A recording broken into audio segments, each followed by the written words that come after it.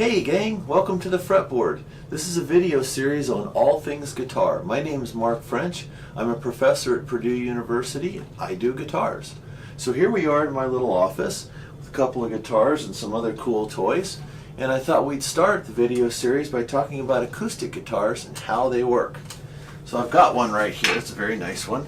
This is a Taylor prototype. They don't say, it's a 710 prototype. This was from a while ago. This is probably 20 years old now, I think. And it's unique in that it's got the sound, the braces on the soundboard drawn on the outside of it. I think they might have used Sharpie or something to draw these in before they put the soundboard on the guitar. And it's a great teaching tool. We've had this here for, I don't know, 15 years or so now, and it's gotten a lot of use. This is a great guitar. So let's start by, what are the parts of an acoustic guitar? Well, here's the body right here, and the body is made out of thin pieces of wood, and it's hollow. Okay, you can kind of see in there, but you can see here there are braces on this front part. This front part is called the soundboard. That's the bridge. That little light colored thing, that little piece of plastic there, is called the saddle. Those are called bridge pins. Those hold the strings in. We'll talk about that sometime. This is the neck. Okay, there's the back of the guitar. This part up here is called the headstock. Those, let's see if I can get this in the frame here. Those are the tuners. These are the machines that tighten the strings up and help us tune them. Okay, and this is the fretboard. Okay, and those little metal things are called frets. And what those do is those basically shorten the string. So if I play a string and then I go up here, the string seems to be shorter. It makes a higher pitch. So there's all the pieces. So what's this thing made out of? Well, you can make guitars out of lots of things, but this one is made on a very traditional pattern. The sides and back are made out of Indian rosewood. Now this is a tropical hardwood, and as I understand it, Indian rosewood is grown as a shade tree on plantations, so it's harvested. You used to use Brazilian rosewood. That's now an endangered wood, and it's much more rare. The neck is on this one, and the neck on a lot of them is made out of mahogany. Okay.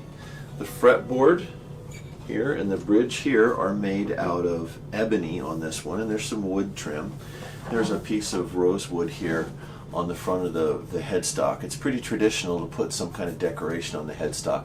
Headstocks are pretty much the signature for guitar makers. Just like different brands have different logos, the headstock is pretty much where the logo lives on any guitar, acoustic or electric. And you can copy any guitar from here on down and nobody much cares. You try to copy somebody else's headstock, that's bad. That's bad. That gets you in trouble, as it probably should. Okay, so by the way, the top here is made out of a very specific wood called Sitka Spruce. Now, spruce is a conifer, kind of like a pine tree. It's a species, and Sitka spruces are grown in near the Pacific coast of Alaska. Why have we focused on Sitka spruce? Because that's almost exclusively what people use on acoustic guitars. There are a few others, but it's by and large this stuff, almost always. Well, why? Well, it's very light, and it's very strong, and it's very stiff. I've got a piece of Sitka spruce right here. Now this stuff I got from Stuart McDonald, I think, is where I ordered this from. And this has had some thermal treatment to it. Sometimes they call it torrefied. But it's Sitka spruce. It's the same stuff as this right here. It's about 1/8 of an inch thick, and you can see the grain is going that direction. All right. Now, how strong is this stuff? Let's try this. Ready?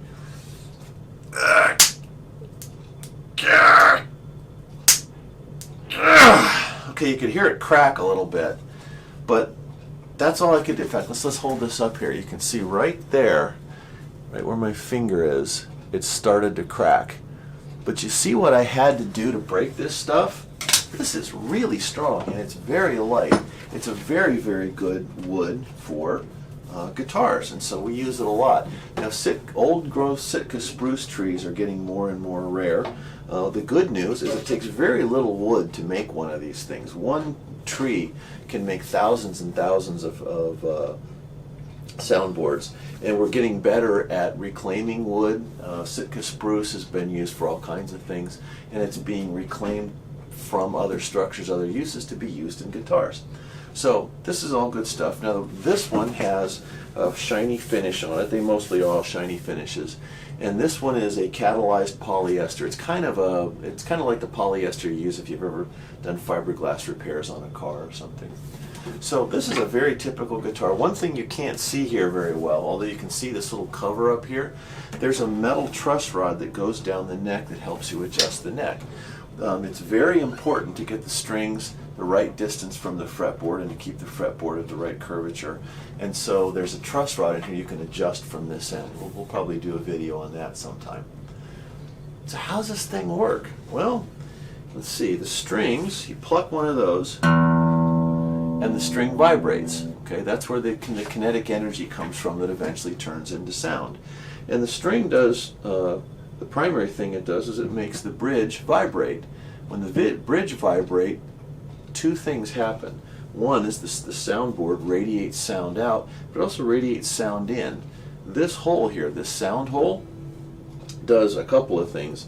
It really does radiate at low frequencies, but it also changes the resonant frequency of the body here. This body on this one's pretty big. This design is called a dreadnought, this sort of squared off shape. This is a very popular design that started out in the 30s, I think. 20s or 30s, I think the 30s. Go check me on that. So the way this works is when I play,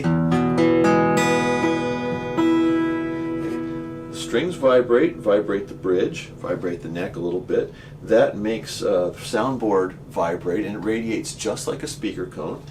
Low frequency stuff comes out here. Now I've got a diagram in one of my books. This is one of my books. This is called Engineering the Guitar. The other one is called The Technology of the Guitar. And so you can, most of what I'm talking about you'll find in there. Now, I want to be clear, I'm not trying to sell you books. This is an academic publisher. It's a very good publisher. But academic publishing contracts are such that I don't really make that much off these books. So go out to your library, get it on interlibrary loan. If you're at a university and your university has a Springer contract, chances are good that you can just go to your university library and download the PDF for free. Okay? So however you want to get it, that's fine. Fine with me. I just want you to have the information. The strings vibrate and excite the soundboard. The high frequency components tend to radiate outwards directly from the soundboard so that the audience and the player can hear them. The low frequencies also radiate outwards, but they excite the air inside the body in the body cavity, and some of that air radiates out from the sound hole. The structural vibrations caused by the strings also excite the sides and the back of the guitar, and those are much less important. There's some debate about how important the vibrating back of the guitar is, and some people pay a lot of attention to the back, some don't. There's a very famous guitar made in the early days of classical guitars where the back and the sides are made out of cardboard. Now if you read about it, it says paper mache, and I think that might be something to do with the translation. The picture I've got here looks like the back is made out of the kind of cardboard they use on the back of like notepads and things like that. I listened to an audio recording of this guitar and it sounds very, very good. This would seem to suggest that if you know what you're doing, you can make the back and sides out of just about anything and get away with it. However, it certainly doesn't hurt to pay attention to the dynamics of the back and sides of the guitar. Okay, the last thing to talk about here, gang, is how do you tune this thing? So the notes on the guitar, if you're using standard tuning, are E, A, D, G, B, and E. And these all have very specific frequencies associated with them. Go check out the books, it's all in there. And we change the pitch of the strings, the frequencies they produce, by changing the tension using these tuners up here. These things, I'll show you here so you can see what they look like, okay? In there, those are just worm gears. Later video, I'll do a video on tuners perhaps, and I'll show you how these things work. But if my guitar is out of tune, it's going to sound bad. Oh, that's awful. That makes my teeth hurt. So how do you tune one? Well, the easiest way to do it anymore is to grab a tuning app. This one's called Guitar Tuna. By the way, when I tell you about these things, I'm not getting anything else. I have no business relationship with any of the organizations or the products I talk about. This is just my own opinions. So there it is right there. There's what it looks like on my guitar. And on mine, on this app, you just play. Oh, it says I'm low. Okay, hang on a second here. So I'm just going to raise the pitch.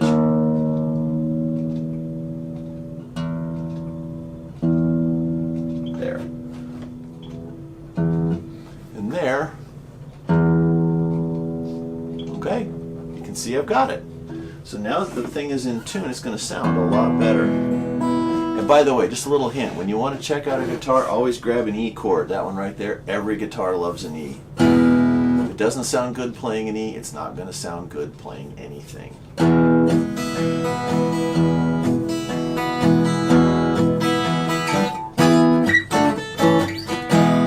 So there you have it, gang. There's your introduction to acoustic guitars. Hope this helps. We'll talk to you next time.